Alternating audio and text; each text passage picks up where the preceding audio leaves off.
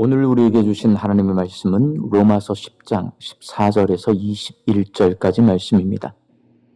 그런즉 그들이 믿지 아니하는 일을 어찌 부르리요? 듣지도 못한 일을 어찌 믿으리요? 전파하는 자가 없이 어찌 들으리요? 보내심을 받지 아니하였으면 어찌 전파하리요? 기록된 바 아름답도다 좋은 소식을 전하는 자들의 말이여 함과 같으니라.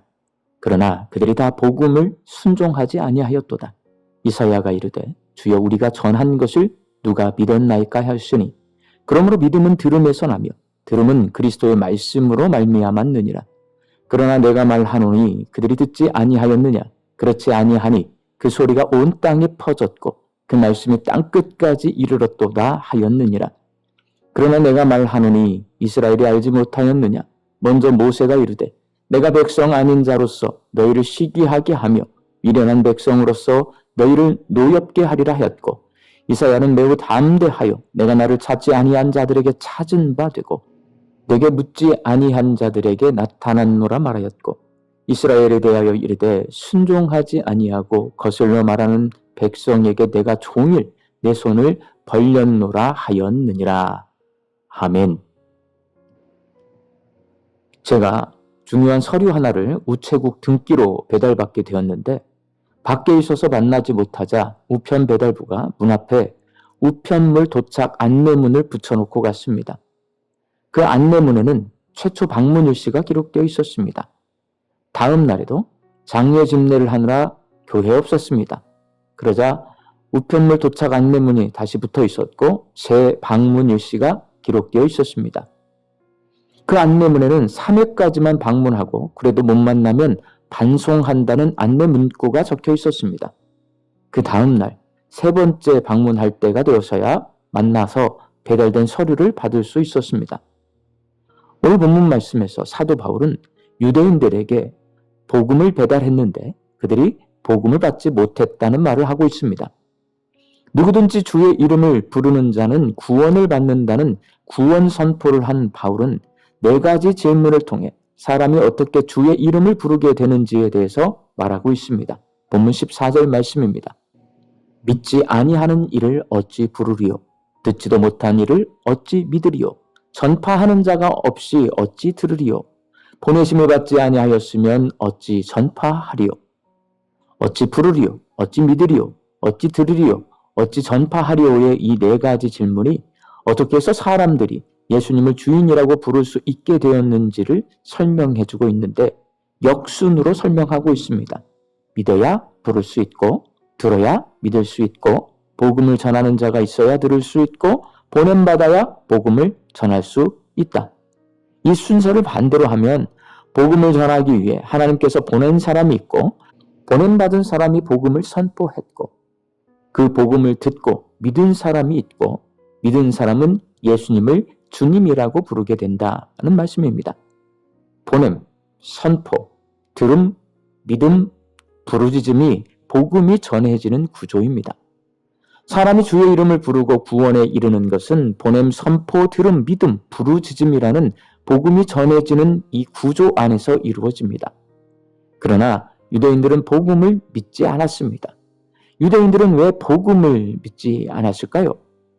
유대인들은 복음을 들었지만 순종하지 않았습니다. 본문 16절 말씀입니다. 그러나 그들이 다 복음을 순종하지 아니하였도다. 이사야가 이르되 주여 우리가 전한 것을 누가 믿었나이까 하였으니. 복음은 복된 소식입니다. 유대인들은 복된 소식을 귀로 들었습니다. 그러나 그들이 복음을 거부하고 복음에 순종하지 않은 것입니다. 본문 18절 말씀입니다. 그러나 내가 말하노니 그들이 듣지 아니하였느냐? 그렇지 아니하니 그 소리가 온 땅에 퍼졌고 그 말씀이 땅끝까지 이르렀도다 하였느니라. 하나님은 선지자와 사도와 성령님을 보내서 유대인들에게 복음을 선포하셨습니다. 유대인들은 그 복음의 소리를 들었습니다. 그러나 복음을 받아들이지 않았고 헛소리라고 무시했습니다. 그래서 복음을 믿지 않았고 복음을 믿지 않으니 예수님을 주님이라고 부르지 않고 죄인이라고 불렀습니다. 예수님을 주님이라고 부르지 않으니 그들은 구원에 이르지 못한 것입니다. 이렇게 유대인들이 복음을 거부하자 하나님은 복음 증거를 중단하지 않고 다른 계획을 실행시키십니다. 바로 이방인에게 복음을 전하는 것이었습니다. 본문 19절 말씀입니다. 먼저 모세가 내가 백성 아닌 자로서 너희를 시기하게 하며 미련한 백성으로서 너희를 노엽게 하리라 하였고, 하나님은 유대인들이 복음을 받아들이지 않을 것에 대해 준비해 놓으셨는데 하나님 백성이 아닌 자들에게 복음을 전하고 이방인들이 복음을 믿게 해서 유대인들이 시기하고 화나게 할 것을 모세를 통해 예언해 놓으셨습니다. 그리고 이사야 선지자를 통해서도 예언해 놓으셨습니다. 본문 20절 말씀입니다.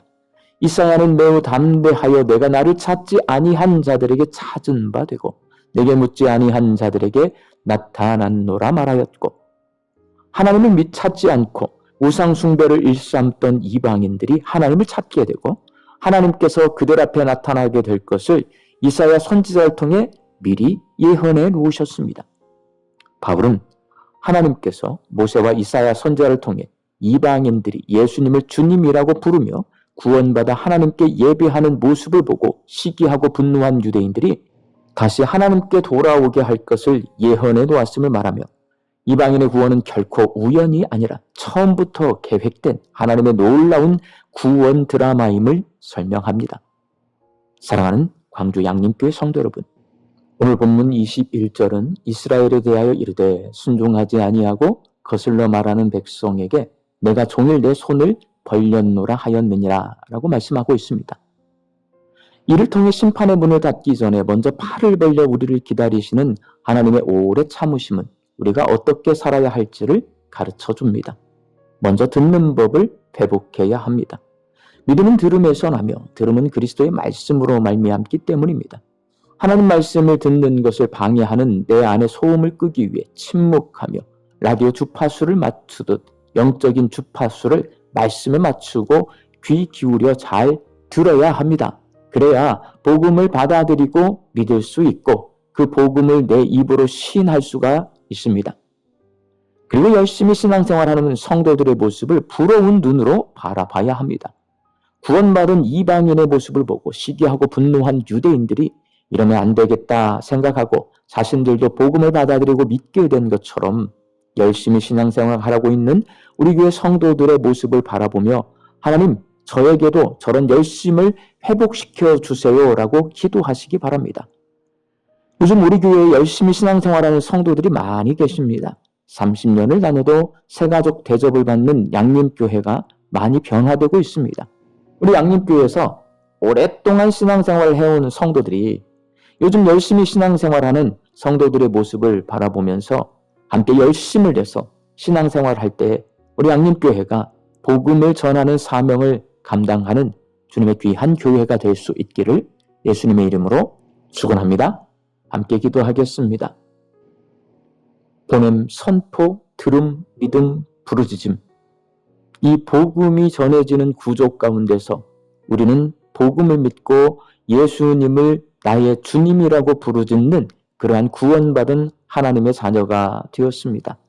하나님, 이 신앙을 잘 유지하기가 쉽지가 않습니다. 내 귀를 열어서 하나님의 말씀을 듣게 하여 주옵소서. 그래서 매일매일 새롭게 복음을 다시 한번 재확인하고 복음에 순종하는 저희들이 되게 하여 주옵소서. 내일은 거룩한 주일입니다. 하나님 앞에 드려질 예배를 잘 준비하며 이 하루를 살게 하여 주시고 그 예배 시간에 우리 예배를 기뻐 받아주시는 하나님을 만나게 하여 주셔서 우리의 인생이, 우리의 신앙이 다시 한번 회복될 수 있게 하여 주시옵소서. 흩어져 살고 있는 내 가족과 자녀들에게 믿음 주셔서 하나님 앞에 영과 진리로 예배하는 예배자로 살게 하여 주옵소서. 육신 연약해서 낫기를 간구하는 환우들이 있습니다. 예수님의 능력으로 치유함을 얻게 하여 주시고 오랜 시간 침상에 누워 계시는 장기 환우들과 어르신들이 천국 소망 붙들고 오늘 이 하루를 살게 하여 주옵시며 애쓰고 힘써서 돌보는 가족들 위해 새 힘을 더하여 주옵소서. 예수님의 이름으로 기도하옵나이다. 아멘.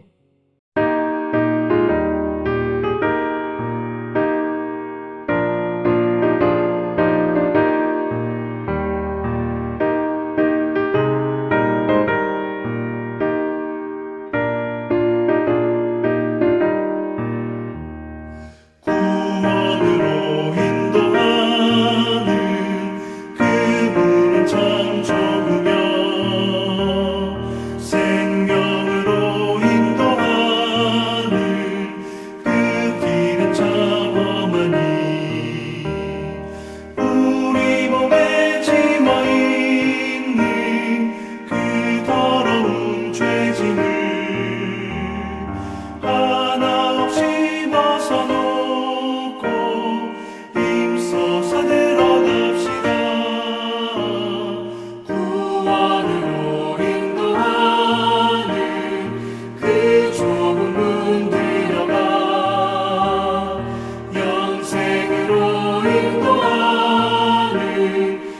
우리 생명